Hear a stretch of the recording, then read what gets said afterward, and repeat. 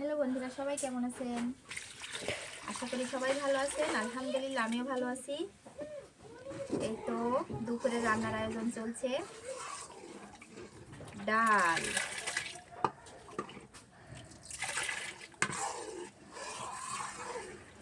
এইদিকে ডাল, ডিম ভাজি করব, আর এইদিকে আছে এই তো ব্রয়লার মুরগির মাংস।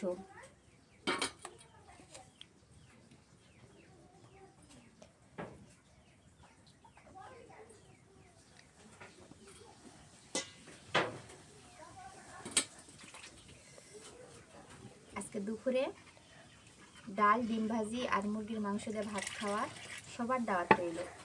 সবাই চলে আসবেন। আচ্ছা, সবাইকে জানাই শুভ দুপুরের অনেক অনেক শুভেচ্ছা। আল্লাহ হাফেজ।